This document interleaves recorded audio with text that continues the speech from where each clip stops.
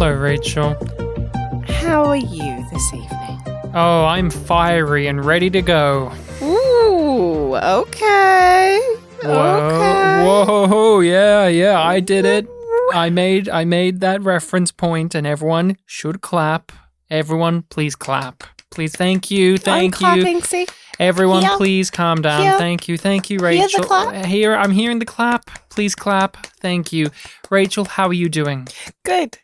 Rachel, you can stop clapping. They can still keep clapping. Everyone at home listening to the podcast, you can keep clapping and lick your lips. What if I and throw wanna your hair keep back? clapping? And well, you can clap It on would the be inside. yum yum of me. It would be in tune with yum yum for me to just obnoxiously keep clapping throughout this entire intro. You mention all of this being in tune with yum yum, that this would go with that, but what does that mean? What is the meaning behind that statement? Well, yum yum as a phrase, as one word repeated twice, has long existed. But we define this podcast, and thus much of our life that revolves around this podcast. It happens off mic too. Mm-hmm. After the pivotal moment in Star Trek Discovery, where an individual character, by definition at least, says yum yum, and they deliver that line with a sexy breathiness and a flick of the hair. Lick of the lips. And I was going to get to the lips. I just wanted to say it's my favorite part. Other than the actual phrase yum yum being used randomly. Yes. And it was a very unusual point to have that happen. And there was a lack of acknowledgement of the power of that moment in the show. So we choose to acknowledge it and, hold it with the reverence that it deserves. I do know that. I do hold it with the reverence it deserves. I'm the Revenant, the Leonardo DiCaprio film Revenant. That's me. I've never seen that movie, but I know deep down in my bones that's me. But other than holding in sheer reverence the phrase yum yum from Star Trek Discovery, a series that is near and sadly dear to our hearts, what else do we do on this podcast? What are we up to? What is happening today? For the time being, we focus in on various science fiction television shows, and we do a episode by episode breakdown.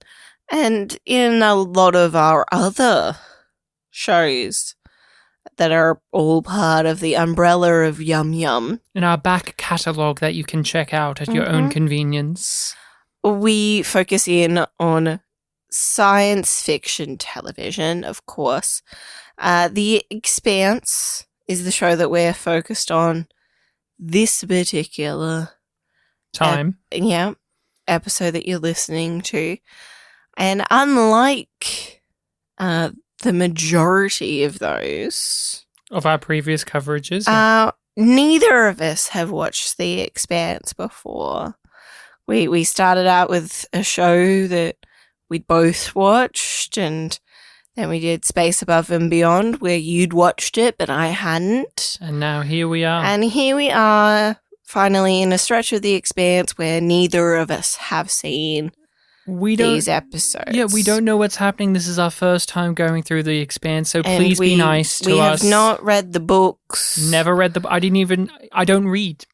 My eyes, when they see text, it says, please, give me this as a visual medium. And then they say, text is visual. I'm like, no. No, thank you.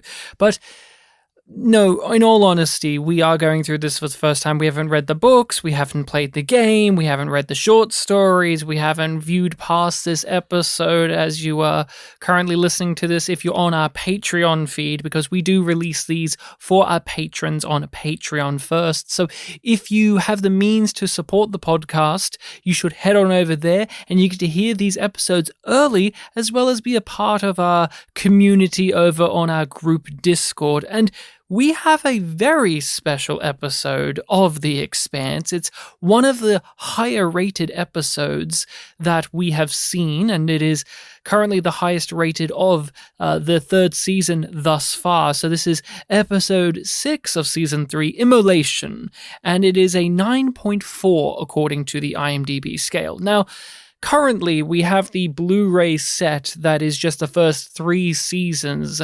In a small while, we will get the full series on Blu-ray, and I hear rumblings, I hear whispers that they include descriptions for episodes. That would be a wonderful birthday present. Wouldn't that be a wonderful gift? But currently we are reading through IMDb's descriptions, and this is what it has to say about Immolation. Mm-hmm. The final battle between Earth and Mars threatens the very future of humanity.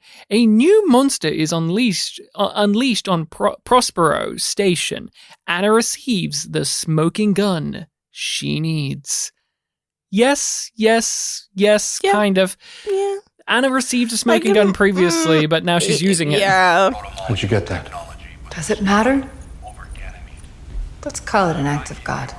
Ryan, you doubted me during this episode. I was a Thomas. You did. I saw Naomi and Holden in bed, cuddling up, and I was just like, ooh, post-coital, they skipped the 0G sex scene. I was a And Tom. you- I doubted you, yes. You were like, nah, Can't be it. no, Not after the plot we just had. no. Why would they have sex right now? That doesn't make sense. They're still in a crisis. Like, yeah, they've kind of mended their relationship, but why would they go straight to fucking? Well, Why would they go straight there? And then we see Naomi's bare fucking ass. or as the British call it, her bum. We're Australian, bum so bum. we saw her bum bum. We saw her bum bum. We saw her bottom. Yes. No, not the British comedy series Bottom starring Rick Mayall. Unfortunately. No, not that. It's weird though. Adrian Edmondson is one of the cheeks in that scene. It's weird. He has a bald head, so he could make it work. I would say that He got a tan. That's an easy contender for Yum Yum is seeing her butt. It is mine because not only was it just the butt, it was you got a good display of the body there. She's covering up certain areas. Of course, we're not seeing the puss, we're not seeing the nips, but No. this is a lot happening She's for a naked, main. but the sheet is very strategically placed. It's not even a sheet. She's just laying on her And- side, and she's yes. just. But here's the thing: this is one of the most nude we've seen a main cast member be outside of James Holden having 0G sex in the pilot, Yeah. where we saw his ass cheeks and everything. Yeah. Most of the time, not this much. No. A good amount. No, like we've heard good amount. But again, Yeah. here's the thing: did everyone notice who was involved? James Holden. Yeah. He's He's the only one who's allowed sex on this show. only one allowed to fuck. Only one. Only one. I do want to give an honorable mention, like, just because I'm really digging it. But Avaslar in that jumpsuit, she's just damn fine. Look, when she looked down at Mao as he was put on his knees like a filthy dog, Oh, it got me pulling at my collar and saying, "Oh boy, here we go Yeah. again." And yeah, I was just like, I thought that was going to be. I thought that was going to be the I horny smell peak. a little. something and I looked over and there was steam coming out of your collar and I was like, okay, well, now I know. And it's weird because Now I know where it is, so out, I can just... And then there was steam coming out of your ears because I kept saying, what's the Amos pick for this one, Rachel? And steam just kept coming out of your ears because you heard Amos, and that gets you all the way going because Rachel likes to let us know what Amos did. Is like anger. Oh yeah, I'm because not angry because about you were it. furious that you were withheld sexiness last episode, and now this one. I think there's stuff here. You know what? I'm gonna go for the big Amos moment, which is when he grabs the gun that Prax is holding, says, "You're not that guy," and then proceeds to say, like, "But I am," and brings out a giant fucking gun. He has his big gun. And kills the evil pediatrician. The evil scientist is gone. I can't wait for him to be replaced by a new evil scientist in the show. Mark my words, there will be another. And it's not just going to be Cortazar. There will be another. This show, its lifeblood is evil scientists. What was your opinion on Immolation? You heard a moment ago that it's one of the higher rated episodes of the show. That makes a lot of sense. It's a lot of things. There's a good mix of sort of elements and aspects that draw people into the show. There's lots of character stuff, there's theme stuff, there's things being paid off, there's new things being set up, and it's spinning all of these plates in a way that it makes it feel effortless. But what did you think of it? That's what I think of it too. Like, it's doing all of these things and it's doing a great job. You enjoyed it. You liked it. Yes. I like this one too. I thought it was very exciting, very enthralling. I still think Assured Destruction was my favorite thus far. That just had certain aspects that tickle my fancy more than this, but this is a great cap-off to an arc of a story we've been on since the tail end of the second season. I really think the Weeping Somnambulist onward has been really just banger after banger after banger, just thought-provoking stuff and action stuff, and we're really spinning out the conflicts and seeing the fallout of it on our characters. And Immolation says goodbye to some people. It says hello to a new plotline. And I would not be surprised, as I said in our last discussion, that we are now at the end of book 2 and now we're going to be starting book 3, because it seems like roughly now it's the 5th to 6th episode where things wrap up for a book and then a new book starts within the series. So I get that sensation and I like it overall. Immolation was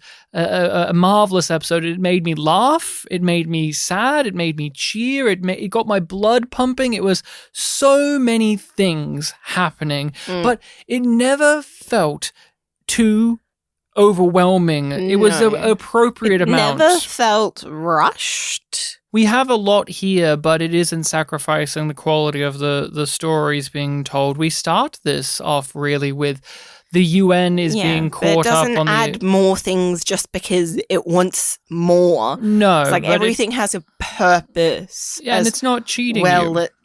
Because we start off the episode, as I was about to say, is we catch up with the UN and how they are now being brought up to speed on what's going on in that part of space, and they're beginning to piece things together.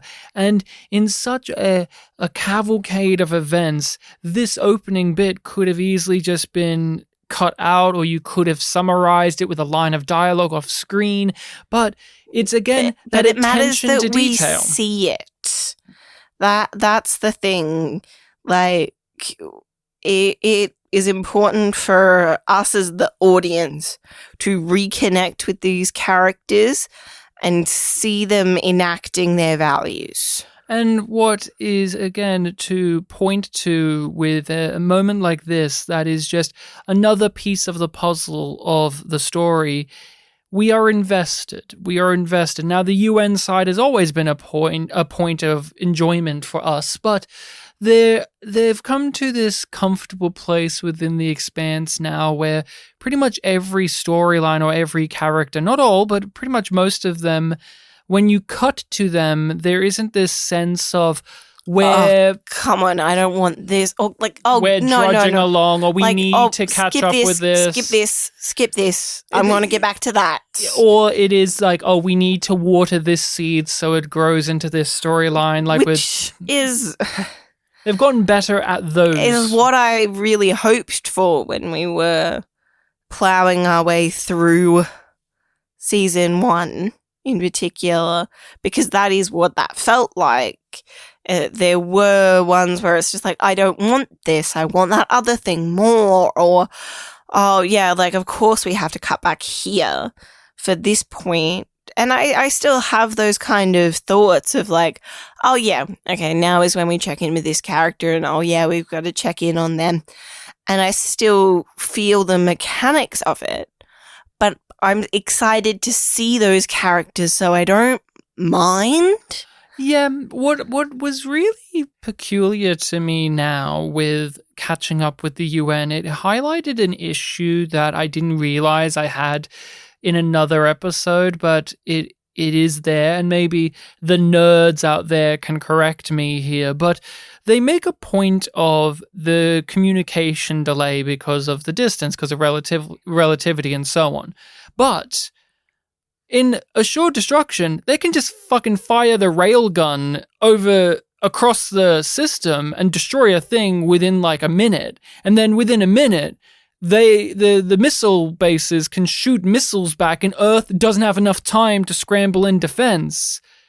But somehow radios can't transmit quick enough. Like, you know what I mean? Like, a missile can fire from like beyond Mars and somehow reach Earth within like 5 minutes. I don't believe some level of justification, but you're right. It does feel a bit convenient, at least. They do play a little bit fast and loose at times with their science. Now, we've been told, and we've even seen it and experienced it, that this show does try its best to be accurate, but there are times where it's like, gravity works here because it's easier. But like, it also makes to do that for the story. It makes sense to me that something as simple as a like turn on message can be relayed much faster than text or voice. I guess, but it's like there's this delay of we can't talk to them because by the time we get to talk to them, everything would have changed. But in a previous episode, it's like, we can fire our railgun and they can fire a missile back within 2 seconds, but the distance is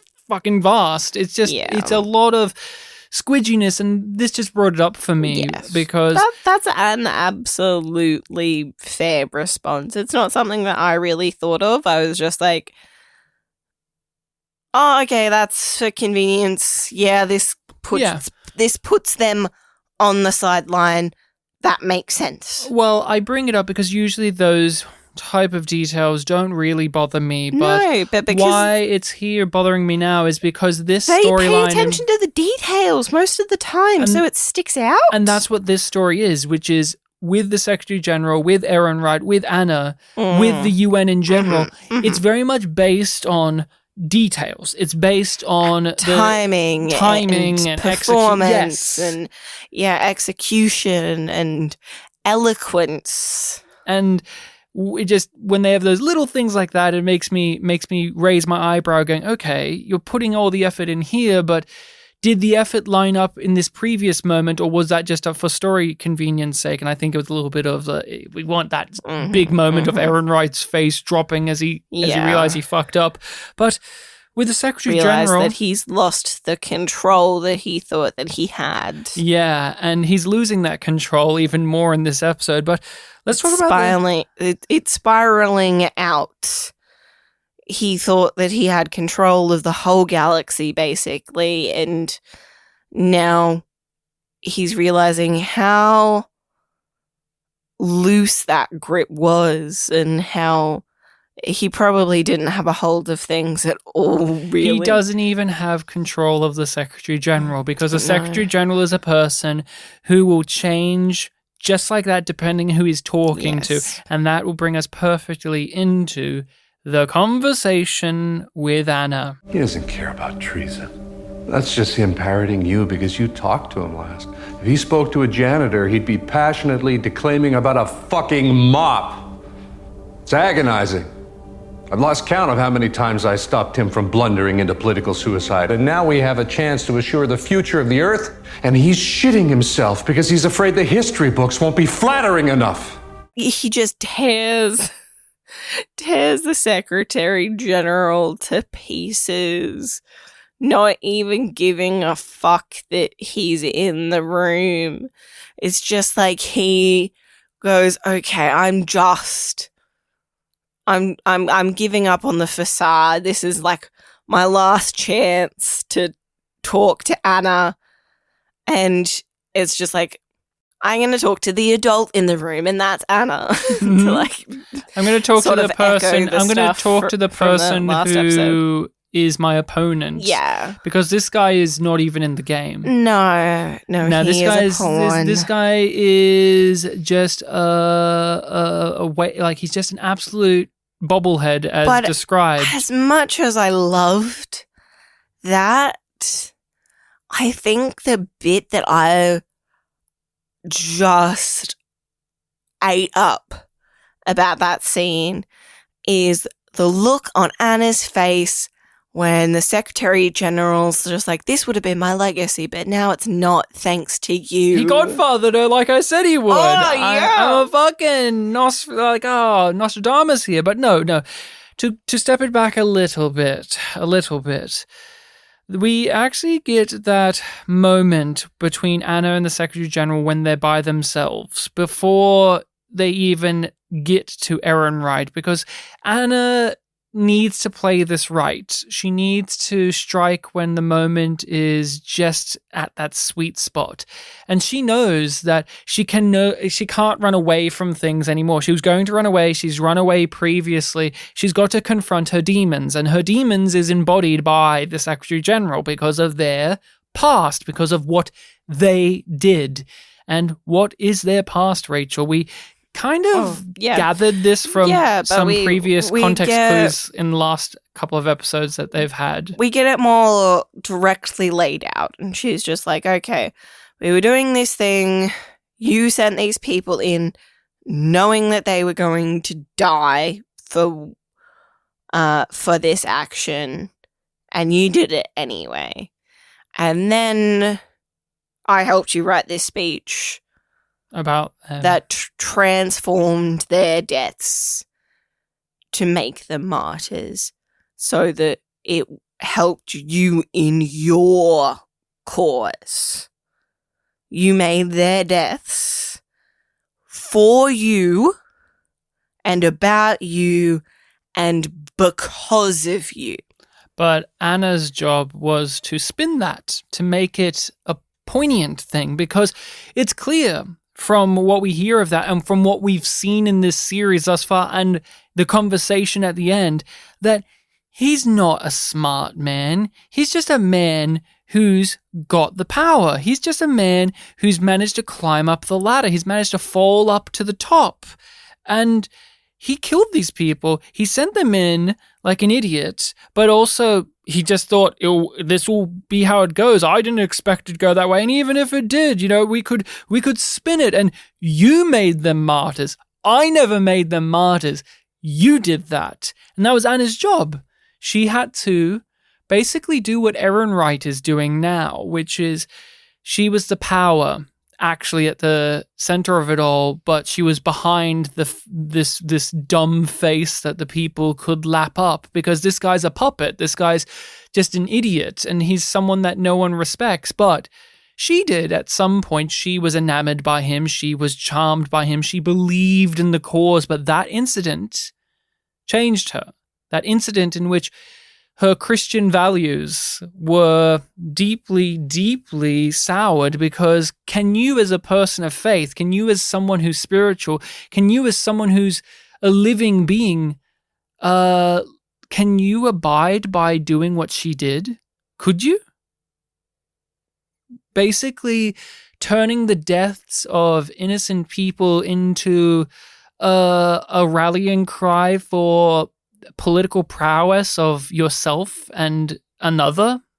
I don't think, like, clearly she couldn't. Then she ran away. She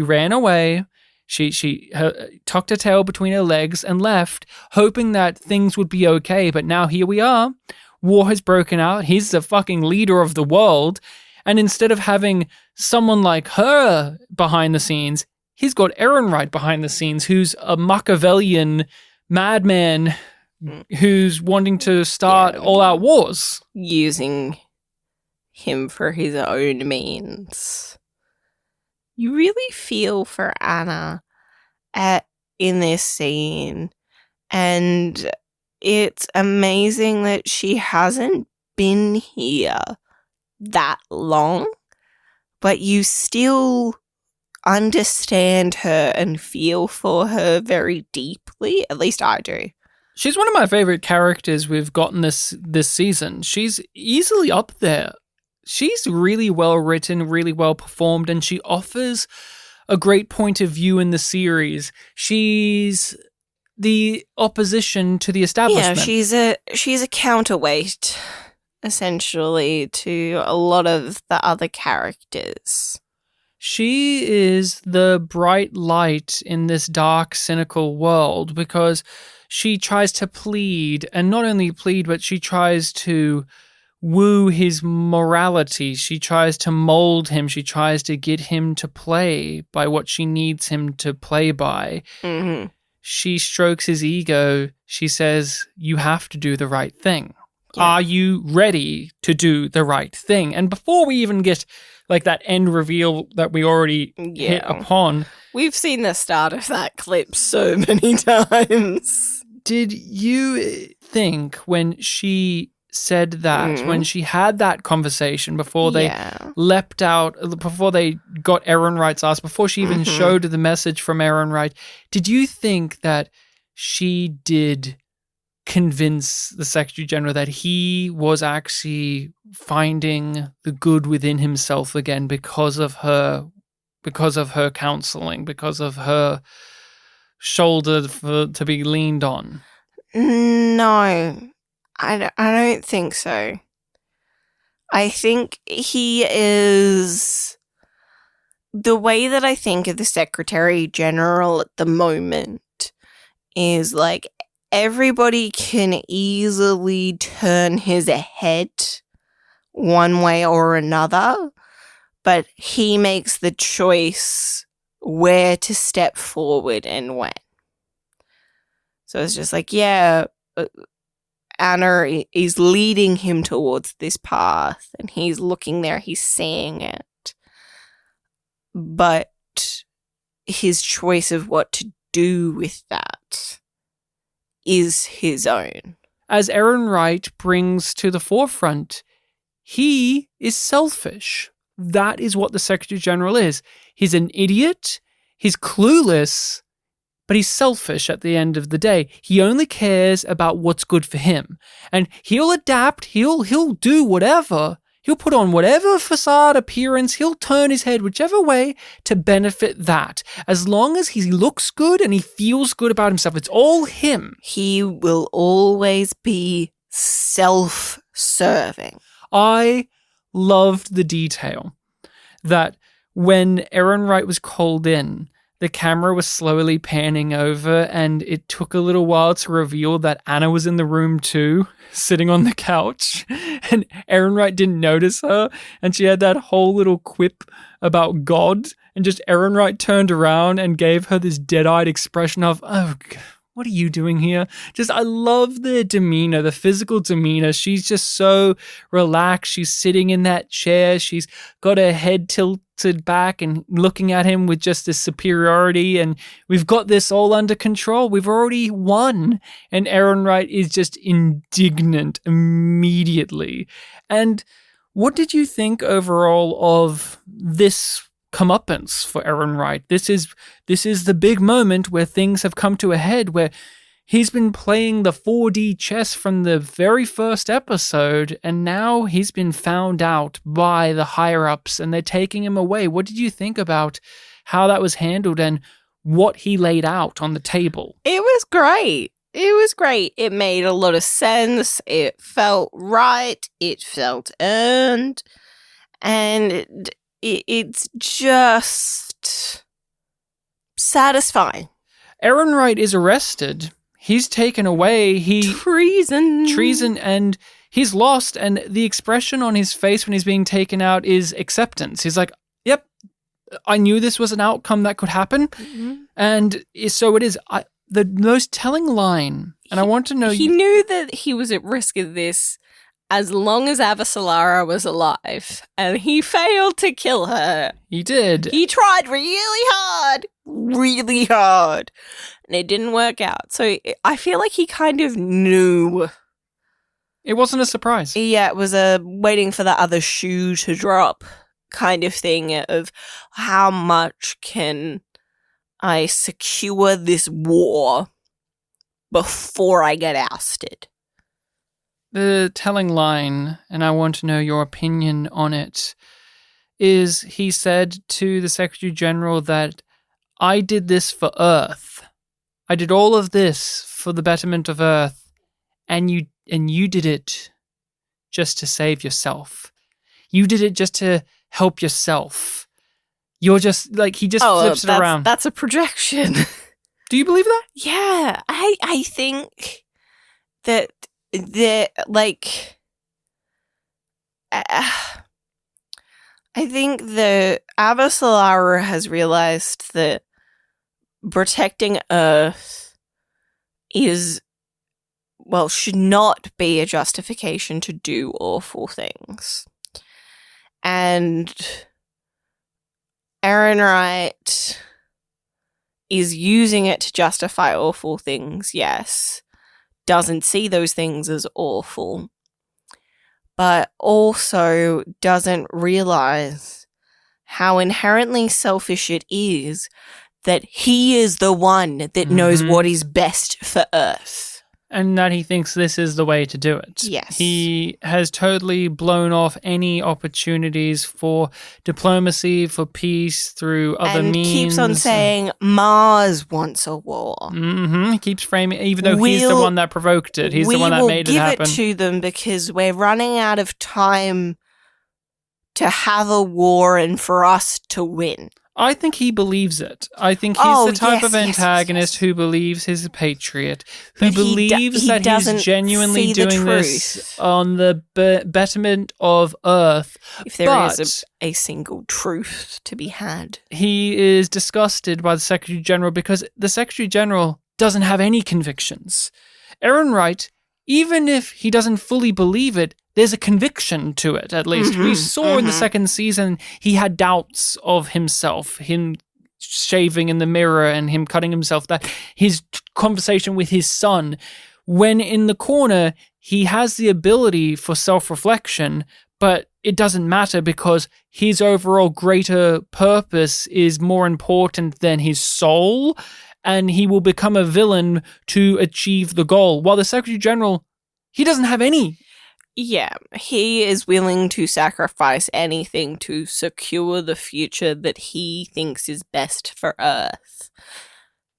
The Secretary General is not willing to give up anything personally for that. My legacy was going to be a catastrophic war, with millions dead. That's all on Aaron right now. Thank you. Let's cut over to the crew. They are having to deal with what we saw at the end of the last episode. The pod's being shot at. Yes. They keep on just calling them Rossi. Well, they had to, Rachel. Name it after that plant that is thematically relevant to the title of this episode. The plant that is born through fire, because this is Immolation and things are being born through the destruction of other things. But they will still call it the Rocinante because that's the name of the ship. It's like if Babylon 5, midway through the show, they said, well, we changed the name of Babylon 5 to Obsidian Black, but then the show's still called Babylon 5. Like, you know, and everyone still calls it Babylon 5. I just can't. It just exists as a thing that was like, we named it for a thematic reason. Yeah. And Yeah. obviously for one little technical reason that's never mattered in the show thus far. No, because it's just like... Like, the Martian soldiers immediately knew it was the Rocinante because of the crew. They just didn't know when they were scanning the area, but it's just like... anyway. We're moving on. Let's just... They're dealing with the pods. Accept and move on, yes. So the Wynn launched all of the hybrids, and blue goo is spreading amongst the fleet, including significantly on the Agatha King. Why is it spreading among the fleet? Because the hybrids landed. But why did they land? Do you remember? Because he directed them there. No. Why did they hit the ships in the fleet? Do you remember why they hit the Agatha King? It's because Alex shot them and the trajectory flew them off into ships in the fleet and into the Agatha King. That's right. It's Alex's fault. They were all heading towards Mars, past all the ships, but in shooting them down, but trying to stop them from getting further, Alex got them good. He doomed them. He's the reason that Kotcha's dead. Hey, he's the reason Wynn's dead too, so hey, it's a win in some way that Wynn died. That's fun. But yeah, Alex is full Martian mode in this because he's concerned because if they go to Mars, they can destroy the cities, the domes, and kill his family, of course. Because Rachel, he's a dad. His kid messaged him, so now he cares. It's a mixture of his Martian pride and his need to be a dad being it's just threatened. Like, Alex, you fucking suck. He does do a lot of heroicism in this episode, though. Still suck. Bad dad, bad husband. You suck. You're doing your best. You managed to do some good shit. But you're still... You are a person who does good, but you are not a good person, Alex. That's my message to him. Alex, are you listening? Rachel gave you a message.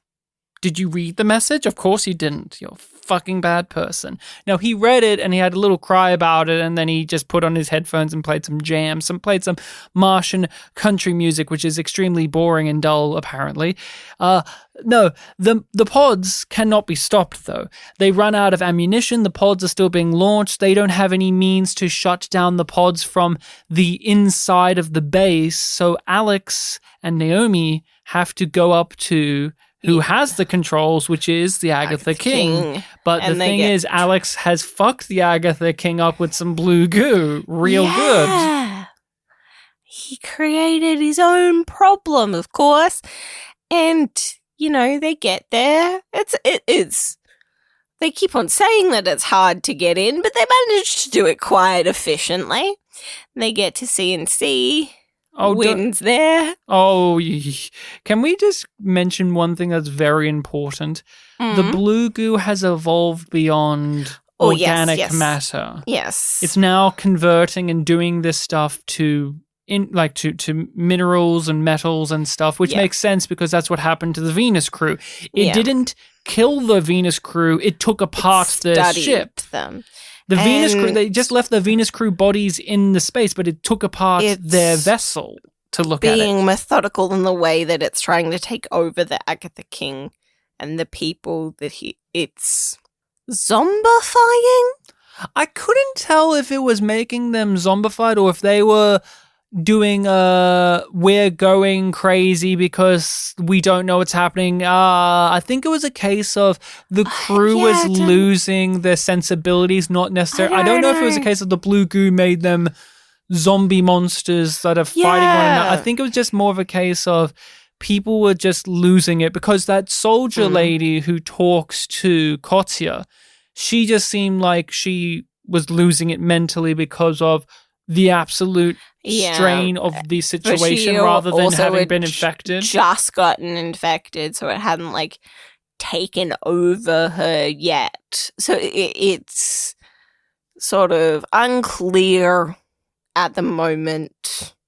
Yeah, but how, exactly how it was affecting them, but we know that it's taking over them and they're fucking shit up, and that's what's important for the plot of this episode.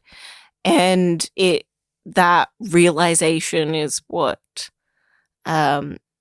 sort of leads Kotya to being able to escape, because he gets shot out of his constraints and get to overload the system so that the ship blows up.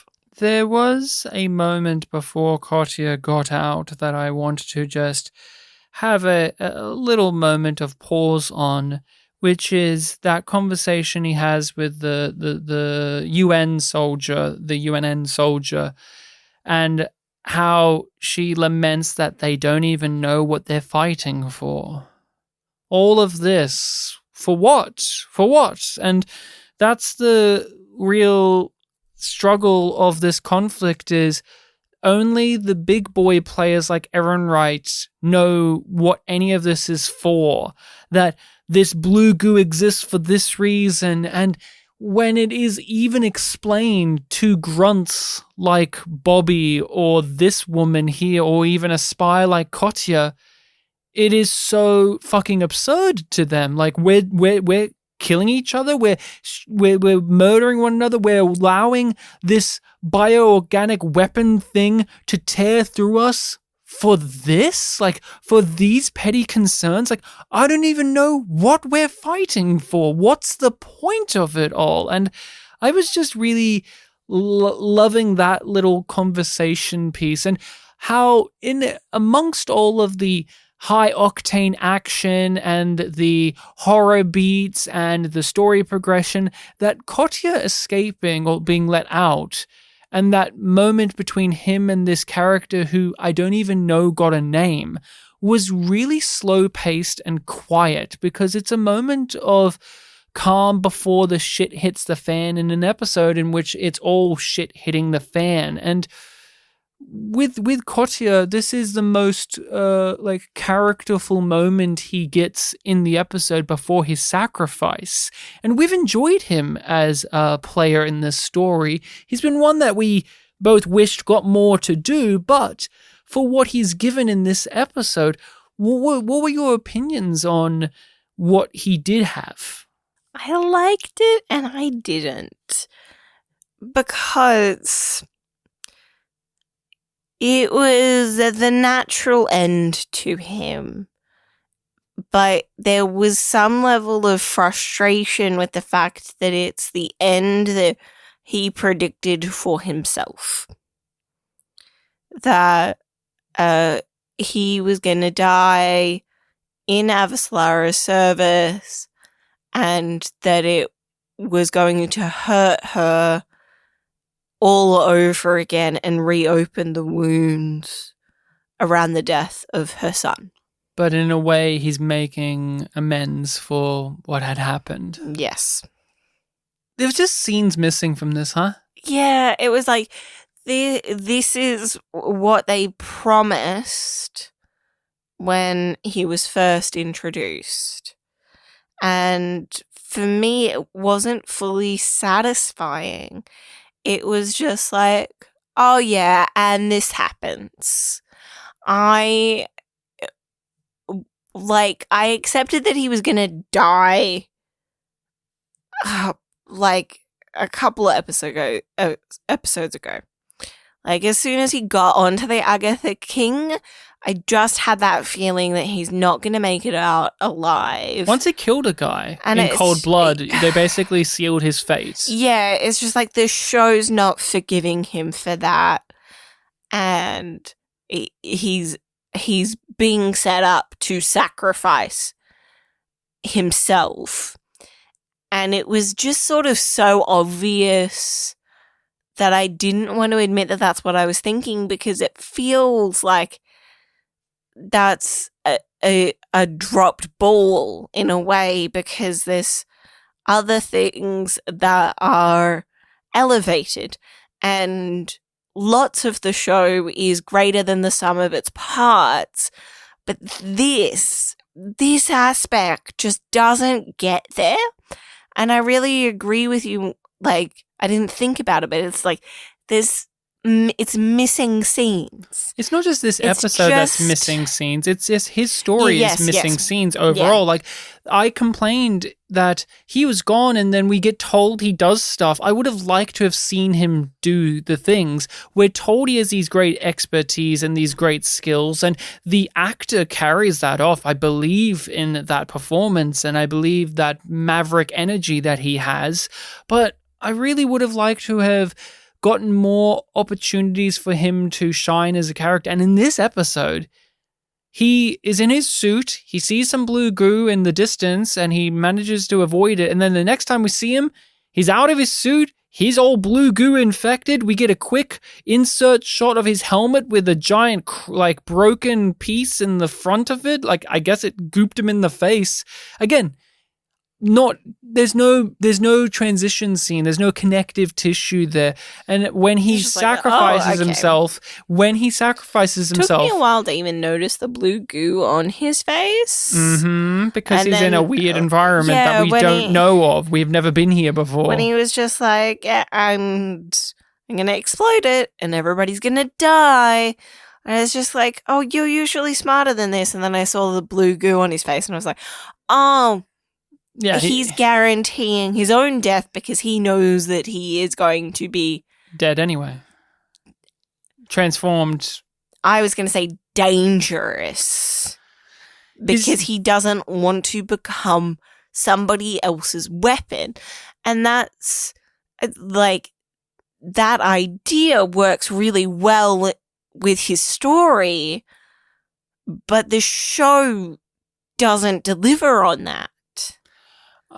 There's this thing of a lot of it does work in the confines of the scenes we do have, but in the episode itself and as the series, I think it's a hollow end to the character. I just wish there was more there. I just wish that there was just some more meat on that bone, and also just to have allowed this performer more material to work with. He was just such a good presence on the screen that they didn't utilize as often. And his speech that he gives before he dies is one of the best things that he's ever done in the show. The whole entire thing about how he doesn't have anything clever to say, that he doesn't have a witty repartee this time, and he can't be fucked to think of one, and then he dies. And I love the shot as well of the light going over his face and Avasarala's reaction and the other characters escaping and other characters accepting their own deaths because of him.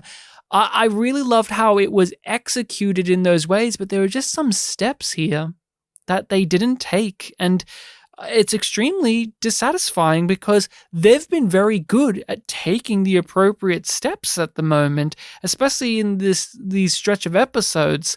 I've really come to care for Kotya. Like, since the end of season 2, he's had stuff to do, and yet there was also just times where he's just sitting there. He's just sitting there. And then this episode, he's free, he's out and about, he's going to try and escape, and we don't even get scenes of him between those moments. We don't even get the scene of him getting gooped and realizing that he's dead, basically. We just cut to he's already come to that realization and he's going to make an act to make it so. You're welcome to stay with me, Martian. I'm good company.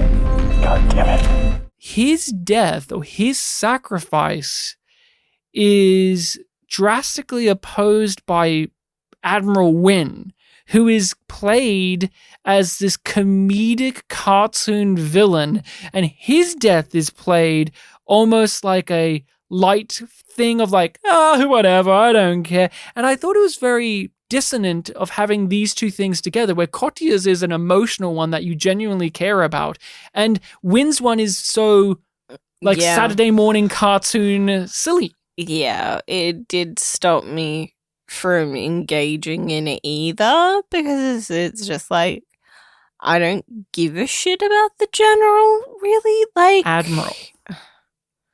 Admiral, please. We're going to get people ringing us up on our telephone. But you aren't even going to let me do another take, are you? No, of course not. But you were saying you don't give a shit about the Admiral. Don't give a shit about either because of the way that it's presented. I love Wynn. I fucking love how this is how he goes out, where he's been wounded, he's sat there, he knows he's defeated, and he's just going to cackle and make wisecracks like a villain because that's what he is. Again, truly adore that in this series, this specific actor and this specific character are aware that they're evil and they're just going to be that. He knows what he is. There is no umming and ahhing like Aaron Wright, where it's like, I did this for the betterment of Earth, or the Secretary General who's like got these highfalutin values that he thinks he... No. Admiral Wynn is just a mustache-twirling bad guy. This episode is absolutely filled with characters being pieces of shit. Strickland always brings that. He's a nice guy. Always brings it, and so does Mal. They do the obvious evil thing. They're cornered. They need a way to escape. They have a means of escape, but they need a bargaining ability, so that they don't just get shot down out of the sky. And they go, well, we have children.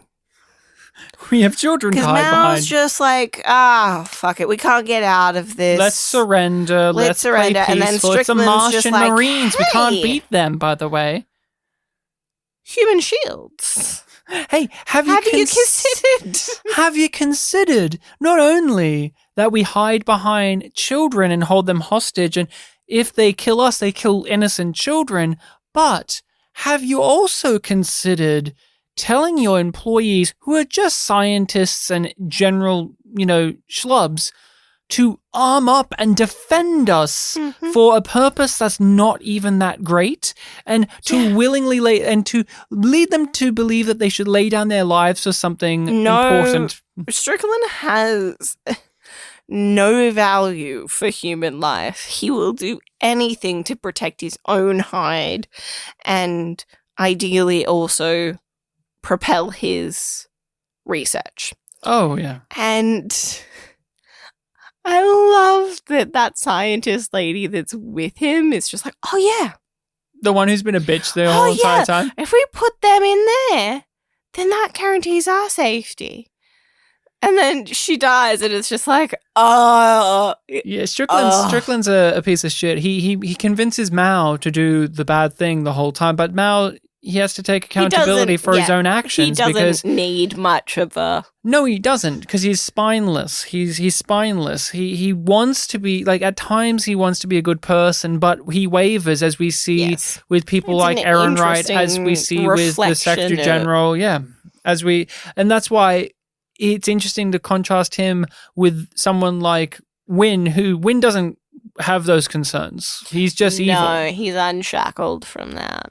Mao is a greater evil, like he's the corporate bad guy who does scientific tests on children to make new super weapons. More power than some of our other characters. But he has layers. Like he has this whole, I'm a dad and I've lost my daughter and I'm an evil guy, but I wish that I could be good, but also I don't really care about that. Like for what could have been just your typical CEO villain type, they have given him good wrinkles to that and depth. And this is one where, unlike with Kotsia, this actor, they've given him a wealth of material throughout the season, the last two seasons.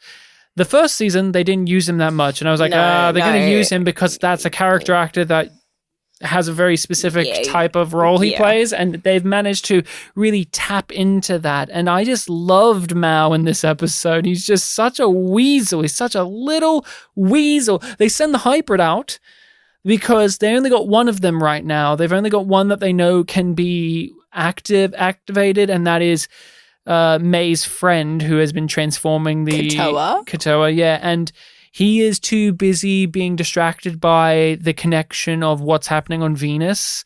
And even when they activate him, it's not as if it's like the hybrid from last season where it will just run and kill. He's distracted. He's kind of just wandering off. He's zoning out, and Bobby has to go kick his ass. Bobby's just, I will distract the hybrid, and you guys run over there. And I wonder if she even needed to distract him. What do you think? Because with what we see in the episode, she has to really aggravate him to get him to chase her. And even after they've fought, he still zones out over there. What do you think now that we've finished the episode? Do you think that they could have just gone to the side and avoided the hybrid? Or do you think Bobby needed to be the distraction? I don't know, to be honest. It seems like it's a fight that she wanted, so she made it happen. That's the way that I think of it. It doesn't matter either way. Bobby, she's running around, she's shooting, she eventually kills the thing. It's not that interesting. Yeah, it's there to take up time. Very much just like, okay, checking out for this scene, gonna start paying attention in a couple more minutes. Had enough now. Oh my god, they're still fighting. Okay, whatever. I don't care. Like, it was not. I'm still not invested in the action scenes much because I can mostly tell when it's going to be the death of a character and when it's not. Oh, like. Holden gets pinned and he's like, oh my god, I'm dying. I'm going to do all of these things before I die. And it's just like, no, you're not dying, mate. Chill the fuck out. Like, I get it. You're worried about dying, but I just... Miller with a bomb and that you knew, there's an energy here. And I knew Koch's death was coming. And I wish I knew. There should have been a scene in between. Well, like I knew. They just cut to him like, oh, he's dead. Of the previous episodes. Yeah, the context rather than the episode itself.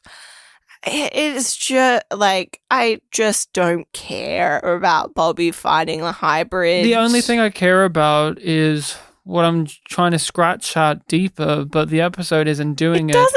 Which is, we knew this hybrid was a kid. Like, we knew this kid. We saw this kid. We saw them transform. We've seen even in this episode. We were on that journey with him. And yet we don't feel it when he dies. I did, only in the most minute sense. Again, it's just like minute. Oh, okay. There's no joy. There's no thrill. There's no sense of accomplishment when she kills the hybrid because she killed a victim. They aren't responsible. They cannot control. And even in this one, I'm questioning if she needed to distract him, if she needed to attack him, or did she do it because she wants revenge on the things that killed her Marines? This kid didn't do that, but the hybrid represents that. And we have the hybrid is the enemy now. The enemy is no longer Earth. It's the proto-molecule, especially represented by the hybrids. And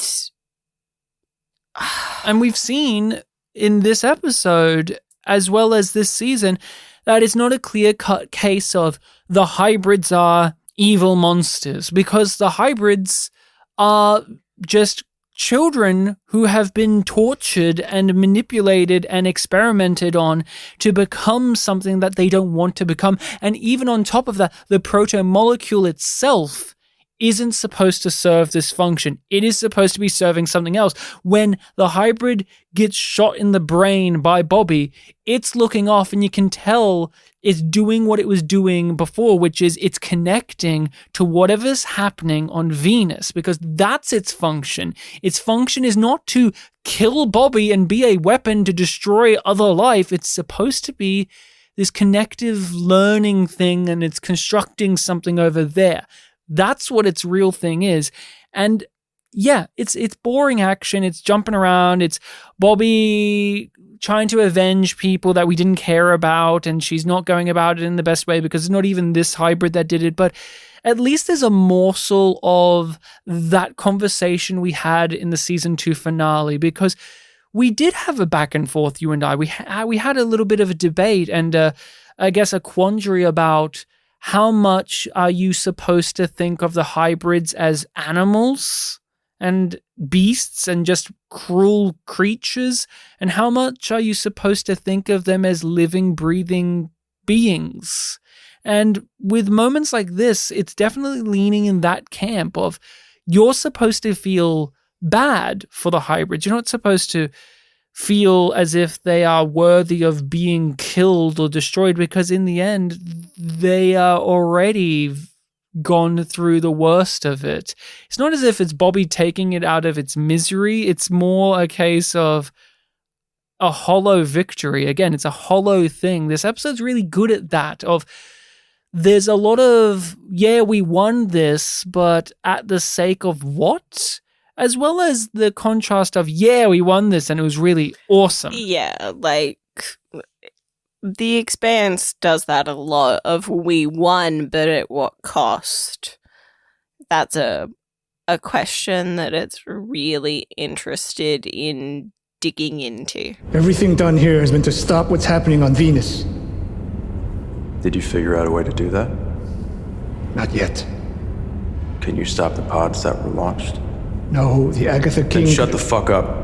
We get the classic, yeah, we won this moment, and it's a good thing when Holden finds that Mao is on the base, and he goes to get Mao, and he captures him, and Mao tries to talk his way out of it. He tries to schmooze his way, tries to justify his way, tries to manipulate his way, and Jimmy Holden is not having a bar of it.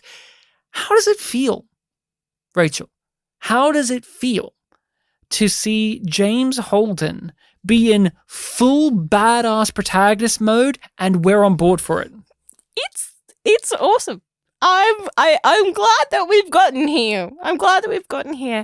And it is just so damn satisfying to see Holden put Mao on his knees in front of Avasarala. And I know that we've mentioned it, and it's just so good.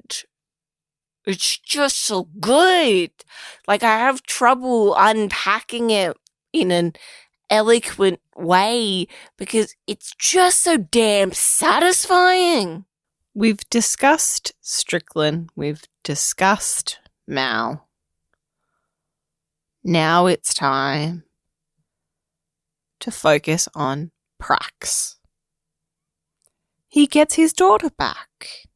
I think it's so cute, their reunion, because it feels real in the way that it's complicated in the emotions that are being felt and thus communicated to us as the audience, and how overwhelming it is for Prax. And for me, both of them have changed significantly since they've seen each other last. She's still a child. She actually says, why didn't you come? Yeah, why didn't you come get me? Why didn't you come get me? Where were you? But she's grown up a lot. She's seen things. She's heard things. She is traumatized, but she still has that childlike wonder, while Prax, he's fully lost. His innocence and naivety. Well, well, no, not fully. Because that's the point of the scene, right? He's thinking that it's all gone. He thinks that he has shut down internally, and he's ready to do the thing you're supposed to do, which is to kill this man. Yes. And this is different than the other people that he has killed, because Strickland is defenseless. It would be murder Mm-hmm. And Strickland's talking to him and he's relating to him. I've known your daughter since she was a baby. Yeah, and trying to use all of these things. I helped her. I saved her. You can even ask her that. And then May counters it with some information about the other kid. It's like, oh, okay. Well, look, I still did good relatively. Look, this lady over here, she would have hurt you guys. So I've helped. Come on. I killed her to protect you. And the kids, of course, again, using the children as leverage for his own safety and protection because he's a piece of shit. But Prax isn't too sure what to do, but he thinks he knows, and he has to become the badass. And during this scene, too, there's just so much friction there. We have a glorious moment, one of the most heartfelt, which is Prax goes into father mode and says, hey, can you stay with my buddy Amos here? He's my best friend in the whole world. And Amos gives this look in the back of that scene of just wonder, just like, really? Like, it's so... How nice of you to say, Prax. As someone who's a big fan of the Amos character, this episode must have been good eating for you. But before we get to the iconic scene that I'm sure everyone is wanting to hear, what did you think about just that little... It was really sweet. And I have really enjoyed their friendship and the real give and take that they've had in terms of like the impacts that they've had on each other.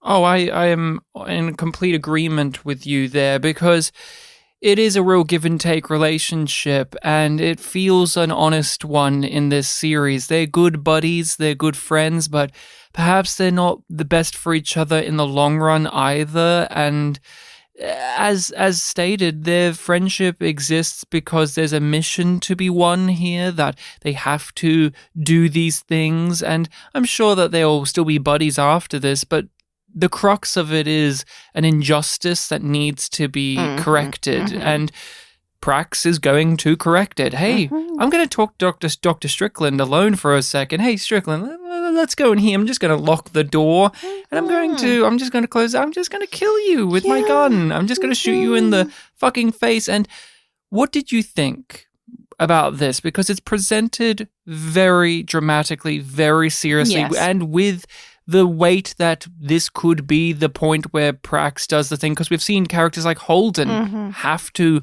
pull the trigger when there was no other options available. Yes. But I had the feeling that it was going to be Amos that killed Strickland. Not because, I knew that Amos was going to step in. I just felt it. And it reminded me a lot of that moment with Holden and Miller on Eros, and how Holden doesn't want to go for the kill and Miller just does. Holden wishes he could, but he's incapable of it, and Miller is almost envious that there's this innocence there. This is sort of a mirroring of that, where Prax wants to be ready. He wants to do it. And Amos stops him and does it for him because he's protecting that innocence. I don't know where this stands in the fan base, but I can tell just from fresh eyes that this must be one of the, if not defining things of the character of Amos. So what goes on? Well, I already sort of unpacked it because it's my automatic Amos pick. Him stepping in and saying to Prax, "You're not that guy." Getting Prax to go, closing the door, saying, "But I am." I am that guy. And shooting the motherfucker with a bigger gun. I love that visual aspect of, he could grab a hold of Prax's gun and just, just yoink it. And he brings, the big... with it. It's obviously... The BFG. The big fucking gun. Yep. It's Doom now. Yep. He would be great in Doom, by the way, that actor, Wes Chatham. He would be, if he was Doom guy, I would watch it, but Yeah. Yep. he doesn't need dialogue all that much either, Wes Chatham. He's very good with those eyes and expression, but it's played up as a very badass moment. Yeah. Very badass. Yeah. And it makes us endeared more to Amos. Which I don't know how to feel about that, because this is played up as this, again, very epic culmination of the character, but inherently it's a sad thing. Mm-hmm. Inherently it is a sad thing that Amos has managed to grow in so many ways, and he's managed to get his human side out more because of his relationship to Prax, and wanting to emulate Prax in a way, and seeing the value of what it is to be a good person, to then have to result to being that guy. Like, at the end of the day, I am that guy. I am that guy, and I am going to do this because Strickland there's no doubt that Strickland needs to fucking go. To go with the euphemism, he needs to be put down. He needs to be put down. He's rabid. He's dangerous. But there's something that I really like about Amos taking that action, which is sort of less overt, which is we know that he wasn't protected as a child. Mm-hmm. So it makes sense that he is not willing to let Strickland go loose. That, like, he's still definitely not at that point where he's willing to let this monster go free rather than kill him. Because he's hurt children. And that is very much an unforgivable action to Amos. Are you okay? Did they hurt you like they hurt Katoa? Of course not. No, seriously. Shut up. Why didn't you come get me? I'm sorry, May. I'm so sorry. There's a lot of complications because they are so fucked over anyway. The Rocinante crew have managed to do all of these impressive things, but they're still in corners. They are still unable to stop the big problem, which is the hybrid pods being launched. They're unable to stop the launches. They've managed to divert them. They've managed to angle them differently, but there's one still heading to Mars, and Naomi is the one to come up with a solution, but it's a solution that has made her isolated from the rest of the group last season because she didn't give them a choice last season. She approaches it differently this time. And because they all agree, she gets to fuck her boyfriend again. But what is her proposition to save Mars? Fred. It's to go to Fred. Because Fred Johnson still has the missiles. He still has those nukes. Still got the nukes. And he is in between them, like the hybrids and Mars. So he can take them down. And I really appreciate how the show is just like, yeah, we're going to show you the missiles being launched. That's all you get.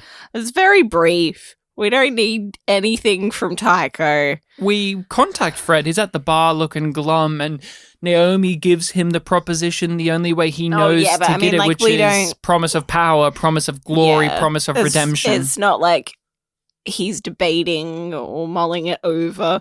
We see her propose it. We see him do it. Like, we don't see him hit the button. There's no umming and ahhing. There's no haggling. Naomi, throughout this season or two, for Fred, she's this thing that keeps giving him a leg up. And this is a leg up. Like, this is an opportunity to further establish himself as the good man he thinks he is. Oh, I saved Mars. I've saved Earth. I've saved the belt. I'm not a butcher anymore.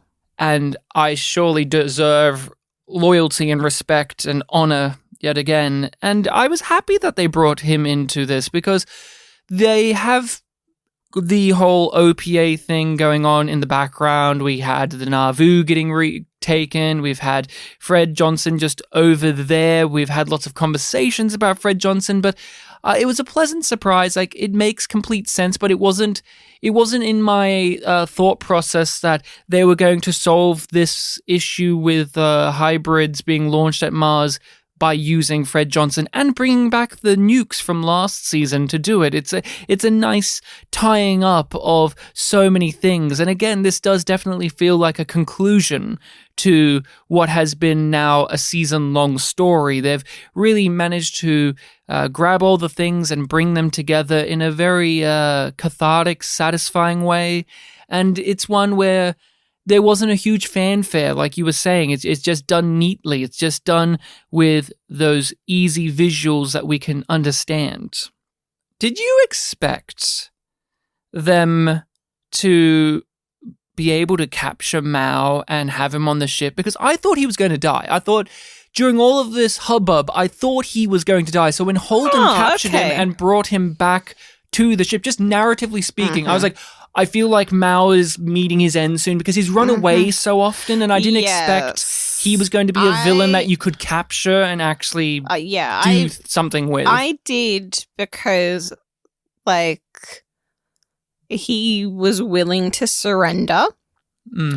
And also, I was just like, well, I don't feel like they're going to kill both Mao and Strickland, especially in the same episode. So it's Strickland that's definitely got to die first. So I was like, Mao is safe for at least a little bit longer. So he's on the Rocinante. He's been brought down to his knees to Christian, and he's going to have to give up a lot of stuff. I am definitely wanting to see how that plays out, because I actually did think that him and Strickland would get taken out together. They would go on a ship, or they would get attacked by a hybrid. They would meet some comeuppance, whether together or separate. And this is a definite little surprise for me. But again, it's like you're saying, it doesn't feel like this is unearned or doesn't add up. It's definitely an option to have this play out. And May's back with her dad, and they're on the Rocinante. All these children are there. Give her back a backpack. Who's looking after the kids, though? It's Amos. He's looking after the kids. He's giving them food. He's checking out what's going on. And he gets a little distracted, though, Rachel. Why does he get distracted? Well, I think it's fair that he gets a bit distracted. I don't understand why he's so distracted that he's continuing to slowly pour milk. Was it milk or water? I couldn't tell. I think it was milk into cereal. Okay, I didn't know they had milk on their ship. Makes sense. Neither did I, but then I was just like. But he's doing the TV thing. Yeah. Oh, I'm still pouring the thing because I'm so shocked. But he's doing it ever so gingerly. What the fuck? Because a sort of giant jellyfish thing erupts out of Venus. The proto-molecule is ejecting itself from Venus and entering orbit. Remember when we started The Expanse and we questioned if there would be aliens, and you made your big brain prediction that there would be alien shit and that there would be weird, kooky nonsense here. And I was like, I don't know if we'll have like weird Cthulhian nightmare crap. I think this show's too grounded. Now here we are with a giant jellyfish coming out of Jupiter. I love the design. I love the design of this because it's so abstract and alien, and yet it's recognizable. And you can tell it still looks like a ship. Like, it looks like a vessel. It doesn't just look like, oh, it's a giant organic jellyfish that's coming. It's from the ship that it took apart. It's not just the jellyfish from Encounter at Farpoint, the TNG pilot episode. It's not just that. And as you said, it's flying out. It's heading towards somewhere. Is it heading straight for Earth yet again? Is it heading towards somewhere else? The sun? Who knows? But the news is keeping an eye on it, and everyone is fucking scared. Amos is scared. He's not too sure what to do. But that's how we cap out the episode. And I made that prediction too. I said that we're going to have to end the big arc and start anew. And I did it. And I thought it was going to be Venus. Now, I didn't think it would be a big giant jellyfish thing that would come out of there, but I'm definitely, my interest has been perked up a bit in Venus, and I've really loved how they've handled the Venus stuff during the season. They've had a very even hand at checking in on it frequently throughout every episode, basically. It reminds you that it's important, but not in a way that distracts or takes away from the other things that are happening, which is more like it's a more skillful application of that process than we've gotten in previous seasons. Like each season, they're getting better at that. We have to rate this on a scale of yum being bad and yum yum being good. Where does it land? Where does it fall for us? Rachel? Yum yum. Yum yum. I give this a yum yum. Yum yum. The next episode of The Expanse is called Delta V or Delta 5. I'm not too sure which it is, but I'm going to guess Delta V.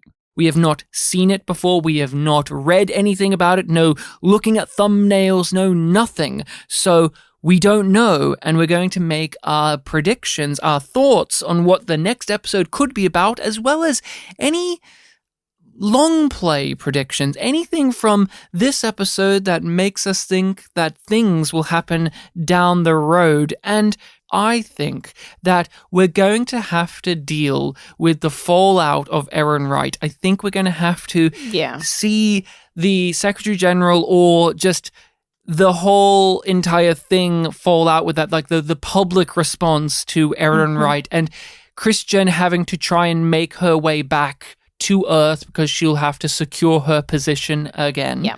And I really would not be surprised if also we get the OPA back in the story. Now that we've dealt with a large portion of the... or Dawes or Johnson. I think Johnson and Tycho in particular, because he helped out in this episode, so I feel like they are going to travel like... I think the Rossi is going to go to Tycho. Obviously, the Venus stuff is going to be a thing that both parties are interested in dealing with, but I think... I have a different theory. Okay, what do you think? I think we're either going to get flashbacks and or a partial explanation of the origin of the blue goo. Ooh. I think that is going to be what the title's in reference to, is where they found it first. I thought we kind of can gather that they found it at, what was it, Phoebe? Because it was in that asteroid that has come from outside of our galaxy and it landed there. Yeah. You want to know more about the blue goo origin, though. You want to know about the aliens. I like how Mal got started this whole thing, because it landed on Phoebe, but I'm like, it was the I don't know. I feel like we've already gotten that answer in particular, but I thought you were wanting the more mythos answer of maybe. I feel like it's just gonna, I don't know what it is, but I just feel like it's gonna have to do with the origin of... What do you think it is? Blue. What do you think the blue goo stuff is? What do you think the whole entire deal is? Now that there's a big jellyfish that came out and it has an objective, what do you think is the proto-molecules deal? I don't like answering those kind of questions, because then I know that people who are listening that have watched the show are either like, that's really stupid. Why the fuck would you think that? Well, that's why we do predictions anyway. Or just like, oh, are you lying about not knowing what happens in the show? Well, yeah. Here's what I'm thinking. I think that it is a life form in itself that is like a collective. Where it builds and it grows, and it can break itself down to the simplest form so that it can survive. Mm-hmm. But when conditions are right, that it grows, it learns, it explores, and then it moves on to another area in space through deliberate choice or not. But is there a goal? Like, what's the purpose of it? What do you think? Do you think there's anything in, like, because what you're saying is like what we've already been told in the show, but like what's the whole, like, why was it created? Because there's a reasoning, right? Like, that's what I think, because this doesn't feel like it's going to be it's just a unimaginable horror that we have no comprehension of. They've teased that, but they've started to give more mystery box stuff where there's going to be reveals, I feel. Data gathering. That's a fair way. I believe that it is terraforming technology. That's what I think. I think it's been terraforming technology because there's just something about how it accumulates all of this stuff. Because yours sounds better. Well, Tough, you answered your answer. And people, if you're angry like Rachel said, then leave it in the comments to your brain, okay? Don't spoil anything for us. Keep it as an inside thought, like Keep it inside your brain. Or you can join our Patreon and you get to be a part of the group Discord where there's a spoiler channel in that Discord where you can just shout into the crowd of people that are in there that are saying all of this stuff about how right and wrong we are about our predictions. And that is our thoughts on Immolation and the stuff going forward. I don't have any other big play thoughts at the moment. It's more about we are now having to think of what the political landscape is going to be. I think and if we're going to get a big exposition dump on the Blue Goo. Are potentially going to join for. I think Earth and Mars might join together to fight the jellyfish. I doubt that they'll join together. I think they're going to be dickheads, but... Long term. I'm talking long term. Okay, fair enough. So that is it. Thank you all so much for listening. It's been a long road getting from here to there, but here we are, and you can find us on whatever social media you like to use under yumyumpod or yumyumpodcast. If you have not shared the show around, please do so. It would help us greatly. Let people know about what we're doing here. If there are people out there that you think would enjoy a podcast talking about science fiction television, if they've seen The Expanse before, or if you are trying to get someone in on watching it for the first time and they may enjoy a companion podcast, then give them Yum Yum Podcast. We are on all of those sites, including YouTube. Please subscribe to our YouTube channel. We post videos on there, not of just our episodes, but of other things. And yes, we release these episodes on our Patreon first. So if you want to hear our thoughts on the next episode and the next one and so many more, then head on over to our Patreon and join the tier that allows you to get these episodes. And the second book is done, Rachel, it feels. I think Caliban's War has concluded, and I don't know if the books are so drastically different from the show, but I hope that if we ever read the book, that it actually did not end with a big jellyfish and Jim Holden having sex, but it instead ended with the Gaunt Belter having sex and hearing about a jellyfish. What do you think? Would you be up for the Gaunt Belter sex scene? If they had to bring him...